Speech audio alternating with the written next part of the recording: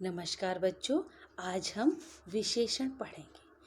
विशेषण हमने पिछली कक्षाओं में भी पढ़ा है, तो आपको याद होगा कि जो शब्द संज्ञा और सर्वनाम की विशेषता बताते हैं वे विशेषण कहलाते हैं। जैसे बड़ा, लंबा, वीर, सुंदर, अच्छा, इस तरह के शब्द जब वाक्य में प्रयुक्त होते हैं तो वे विशेषण कहलाते हैं।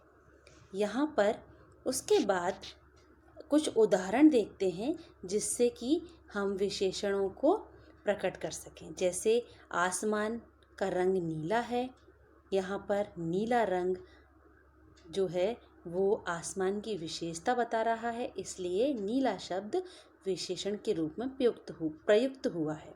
इसके बाद रीता सुंदर है, टोकरी में मीठे संतरे हैं। तो इस प्रकार कुछ उदाहरण हैं जो कि आपको बताते हैं कि विशेषण क्या होते हैं।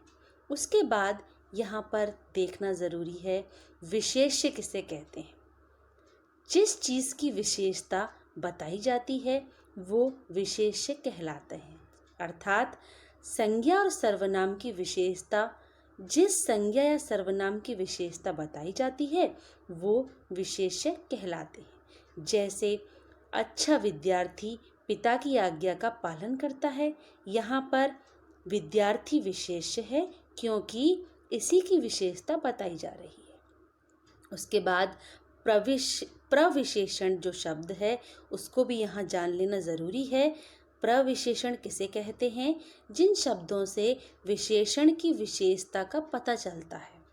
जिन शब्दों से विशेषण, जो विशेषण शब्द है उसकी विशेषता का हमें पता चलता है वो प्रविशेषण कहलाता है। जैसे यह लड़की बहुत अच्छी है, उस वाक्य में अच्छी तथा अच्छी शब्द जो है वो विशेषण की विशेषता बता रहा है, इसलिए यह शब्द प्रविशेषण है।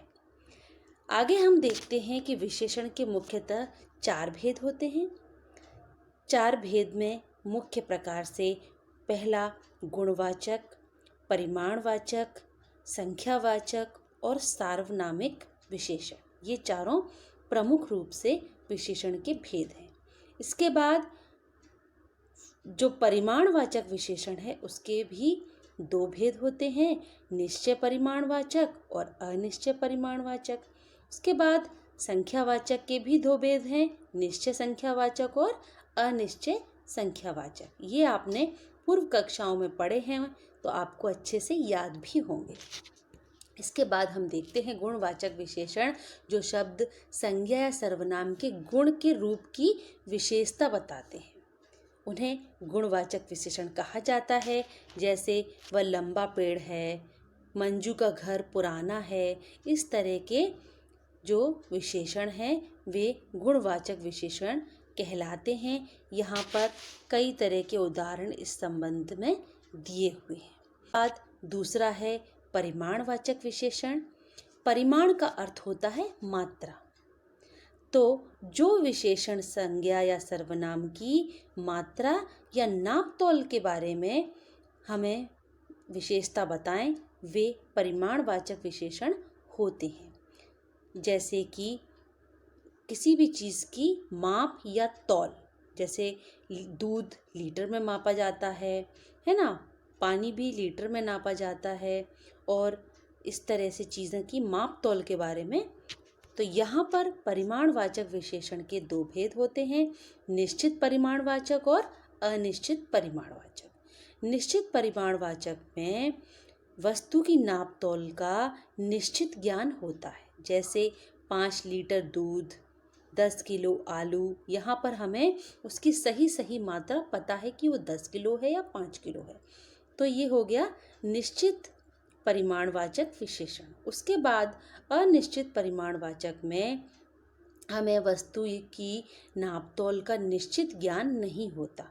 उसके लिए हम इस तरह के शब्द प्रयोग करते हैं, जैसे थोड़ा पानी, कुछ आटा, बहुत दूध। तो हमें निश्चित परिमाण इसके बारे में नहीं पता, इसलिए अनिश्चित परिमाणवाचक यहाँ पर होगा। इसके बाद संख्यावाचक विशेषण की बारी आती है। संख्यावाचक जैसा कि नाम से ही प्रकट हो रहा है, जो वे विशेषण जो किसी संज्ञा के संख्या का बोध कराते हैं, वे विशेषण संख्यावाचक विशेषण कहलाते हैं। जहाँ पर संख्या आए, जैसे 5 विद्यार्थी, है ना, 10 केले, इस तरह से निश्चित संख्यावाचक विशेषण और अनिश्चित संख्यावाचक विशेषण भी इसके 2 रूप होते हैं। निश्चित में जब संज्ञा या सर्वनाम शब्दों से किसी भी चीज़ का निश्चित ज्ञान हो, वो निश्चित संख्यावाचक विशेषण कहलाता है। जैसे कक्षा में 40 छात्र हैं, प्रार्थना सभा में 100 लोग उपस्थित हैं, तो ये निश्चित संख्यावाचक विशेषण हुआ। उसके बाद अनिश्चित संख्यावाचक विशेषण, जिसमें हमें संज्ञा या सर्वनाम की निश्चित संख्या का बोध नहीं होता। जैसे हमने बोला कि कुछ लोग बेहोश हो गए, तो हमें निश्चित संख्या नहीं पता, कितनी देर बाद हम चले जाएंगे, लेकिन उसकी हमें निश्चित जानकारी नहीं है। तो इस तरह से ये हुआ। उसके बाद आखिर में सार्वनामिक विशेषण की बारी आती है, जो सर्वनाम संज्ञा अथवा सर्वनाम की विशेषता की ओर संकेत करते हैं, वे सार्वनामिक विशेषण कहलाते हैं। जैसा कि नाम से ही पता चल रहा है, सर्वनाम, तो सर्वनाम की विशेषता बताते हैं, इसकी ओर संकेत करते हैं वो। जैसे यह लड़का तेज भागता है, उस मटके में पानी भरो, तो यहाँ पर सार्वनामिक विशेषण में ये इस तरह के उदाहरण होते हैं।